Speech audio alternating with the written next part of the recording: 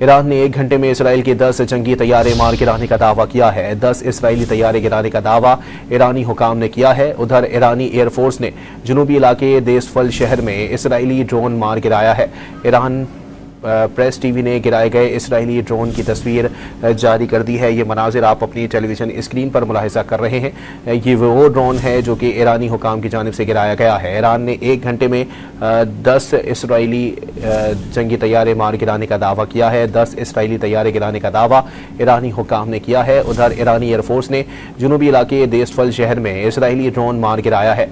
ईरानी press TV ने गिराए गए इसराइली ड्रोन की तस्वीर जारी कर दी है। अपने नाज़रीन को इस हवाले से अपडेट कर रहे हैं कि ईरानी हुकाम की जानिब से दावा किया गया है कि उन्होंने 1 घंटे में 10 इसराइली तैयारे मार गिराए हैं। वहीं दूसरी जानिब ईरानी एयरफोर्स की जानिब से दावा किया जा रहा है कि जुनूबी इलाके देसफल शहर में इसराइली ड्रोन को मार गिराया गया है। ईरानी प्रेस टीवी ने गिराए गए इसराइली ड्रोन की तस्वीर भी जारी कर दी है। अपने नाज़रीन को अपडेट कर रहे हैं। ईरान ने 1 घंटे में इसराइल के 10 जंगी तैयारे मार गिराने का दावा किया है। 10 इसराइली तैयारे गिराने का दावा ईरानी हुकाम ने किया है। उधर ईरानी एयरफोर्स ने जुनूबी इलाके देसफल शहर में इसराइली ड्रोन मार गिराया है और ईरानी प्रेस टीवी ने गिराए गए इसराइली ड्रोन की तस्वीर भी जारी कर दी है, जो इस वक्त आप अपनी टेलीविजन स्क्रीन पर मुलाहिजा कर रहे हैं। अपने नाज़रीन को बताएं कि ईरान ने 1 घंटे में इसराइल के 10 जंगी तैयारे मार गिराने का दावा किया है।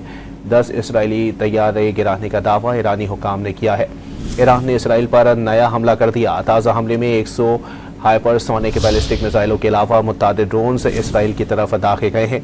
ईरान की जानिब से अम्माद और कतर के अलावा पहली बार खैबर शिकन बैलिस्टिक मिसाइलों को इस्तेमाल किया जा रहा है। इसी पर मजीद बात करेंगे।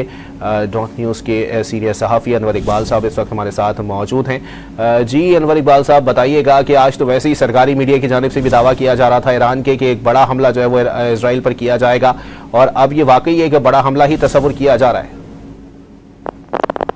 देखिए, ईरान ज़ाहिर है खुद ईरान की बका का मसला है, और जिस तरह ईरान पे हमला हुआ था उसके बाद ईरान ने अपने आप को डिफेंड करना था और उसके जो भी वसाइल थे वो उन्होंने इस्तेमाल करना था। जो उन्होंने किया वो कर रहे हैं, और इस सूरत में मेरा ख्याल है कि इस सारी जंग का अब एक मस्बत पहलू ये हो सकता है कि इसराइल में ये एहसास बढ़ेगा कि ये एक तरफा जंग नहीं होगी और दूसरी साइड भी डट गई है, तो उसके बाद वो बातचीत पर मेरा ख्याल है मजबूर हो जाएंगे और बातचीत करेंगे, जिसका अल्टीमेटली फायदा ईरान को होगा। क्योंकि जाहिर है ईरान का कोई ऐसा एम्बिशन नहीं है कि जाके इसराइल पर कब्जा करे, ना इसराइल का कोई ऐसा एम्बिशन है कि वो कब्जा करे आके ईरान पे। असल मकसद तो जंग का ये था कि ईरान को इस हद तक कमजोर कर दिया जाए कि ईरान पे इसराइल के मुकाबले में कभी ना खड़ा हो सके, और उसका फिर सियासी फायदा होना था नेतन्याहू को।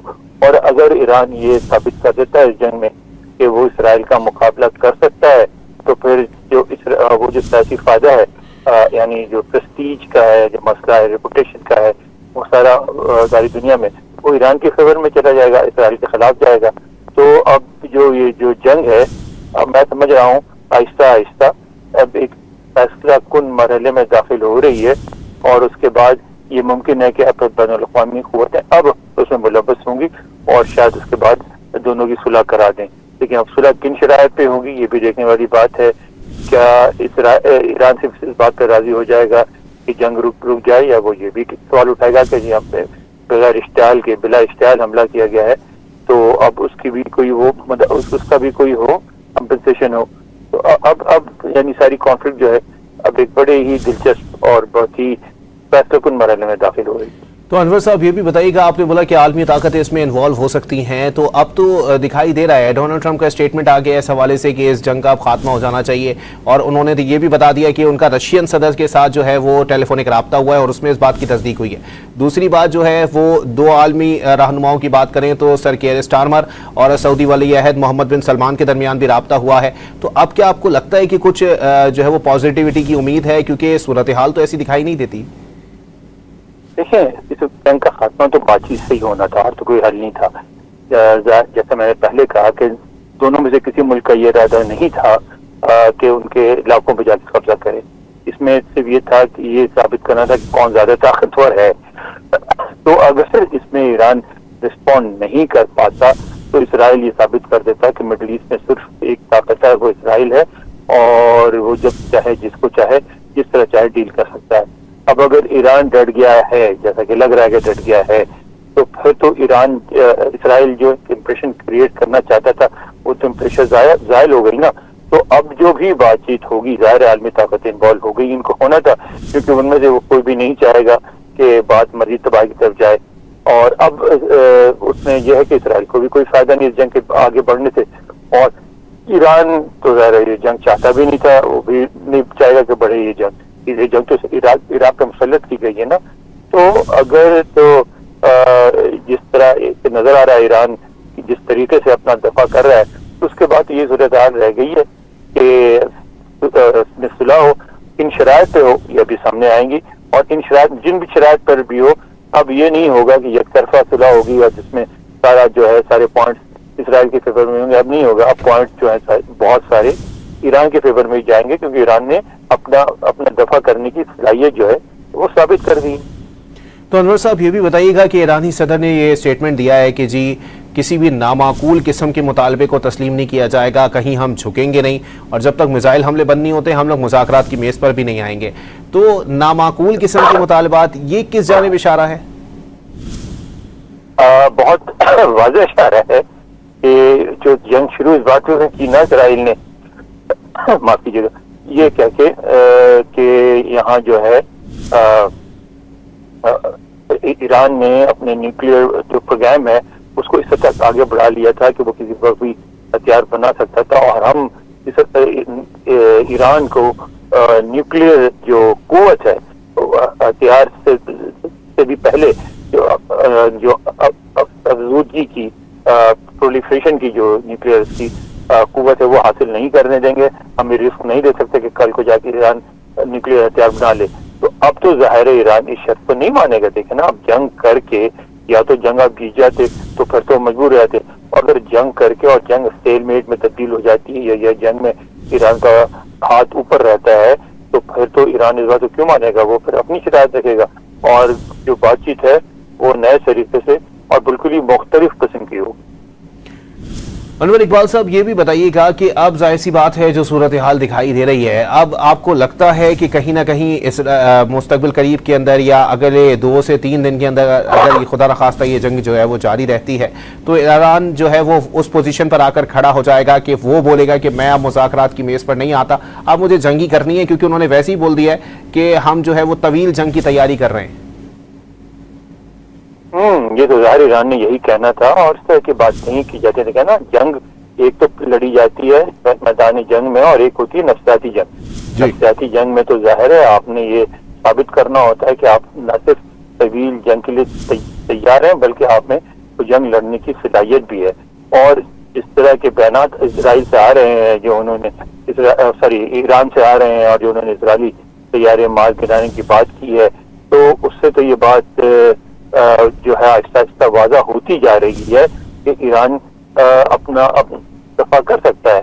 तो मैं समझता हूँ कि इसमें बैनुल-अक़वामी बरादरी जो है वो ये बेहतर समझेगी कि इससे पहले कि कोई वाज़ा फैसला होता नजर आए जंग का, सुलह करा दी जाए। और उसमें अब ईरान से है, इसमें फिर नफ्सियाती एक जंग होगी जिसमें कौन कितना ज्यादा ज़हनी अलर्टनेस दिखाता है। तो उसमें अगर ईरान अगर उसका अपर हैंड हो रहा है जैसा कि नजर आता है, तो फिर ईरान तो नहीं दबाव में आएगा, और जब दबाव में नहीं आएगा तो फिर जो सुलह होगी वो उसमें ईरान की शराइत भी शामिल होंगी।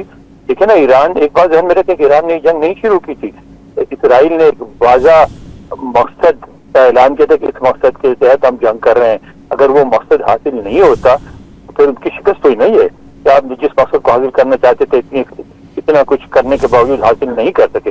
तो जब अगर आप अपने मकसद को हासिल नहीं कर सकते और आपकी शिकस्त होती नजर आ रही है, यानी ये नहीं कह रहा हूँ कि इसराइल पे कोई कब्जा हो जाएगा, लेकिन वो मकसद को नहीं हासिल कर पा रहे हैं, तो फिर तो इसराइल की शराइत पर सुलह तो नहीं होगी ना। तो अनवर इकबाल साहब, कहीं ना कहीं ये सूरत हाल भी देखने में आती है कि जो इसराइल के वजीर आज़म हैं उनको जो है वो कंट्रोल करना कभी कभार डोनाल्ड ट्रंप के हाथ से भी निकल जाता है। आपको दिखाई दे रहा है कि इस सूरत हाल के अंदर ऐसा कोई मामला जो है वो आगे दरपेश हो कि इसराइल जो है वो अमेरिका की भी ना सुने?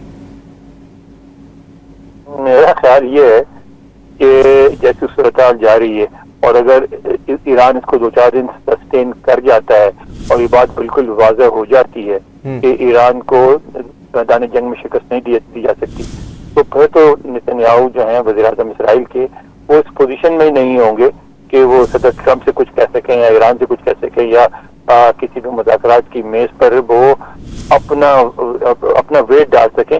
तो वो तो उनको तो मेरा ख्याल है खुद इतना सियासी नुकसान पहुंचेगा कि इसराइल में पहली देखें जिस तरह टेल अवीव में मकान मुनज़्ज़म हुए हैं, तबाही हुई है, उसका भी नफसियाती असर पड़ रहा होगा। तो मेरा ख्याल है कि उनके लिए तो अब अपनी सियासी बका की जंग शुरू हो जाएगी। अनवर इकबाल साहब, ये भी बताइएगा कि अभी कुछ देर पहले ब्रिगेडियर हारिस नवाज साहब भी मेरे साथ मौजूद थे, उनकी जानिब से ये कहा गया कि कहीं ना कहीं जो है वो अब सियासी और अवामी प्रेशर जो है वो नेतन्याहू के ऊपर आएगा, और ये जो सूरत हाल है कि कहीं ना कहीं इनको ये भी सोचना चाहिए कि भाई आप जो है वो लाइसेंस टू किल लेके तो नहीं बैठे हुए, और ठीक है लबनान अलग चीज़ है, गजा अलग चीज़ है, सीरिया अलग चीज़ है, लेकिन ईरान जो कि एक जंगजू कौम है और जाहिर सी बात है कि वो बंकरों में छुपने वाली कौम तो नहीं है, उसके ऊपर हमला कर देना या उसको जो है वो जंग के लिए ललकारना, ये बेवकूफ़ी है आलमी सतह के ऊपर। बिल्कुल सही कहा उन्होंने ब्रिगेडियर साहब ने।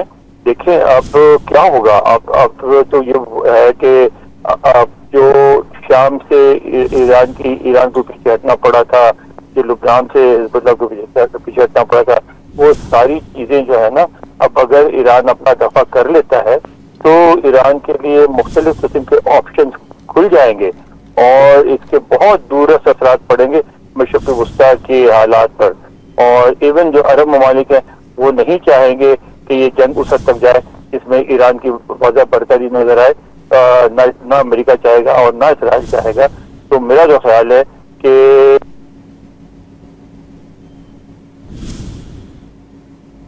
जी अनवर इकबाल साहब,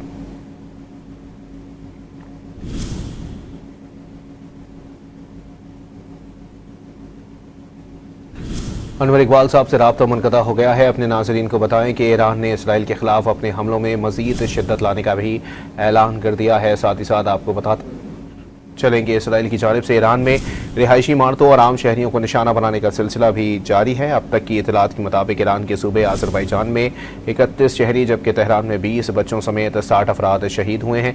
रेड क्रॉस के मुताबिक सूबे आज़रबाईजान में एम्बुलेंस पर हमले में 2 अफराद जहाँ बहक हुए हैं। ईरान ने इसराइल के खिलाफ अपने हमलों में मज़ीद शिद्दत लाने का ऐलान कर दिया है।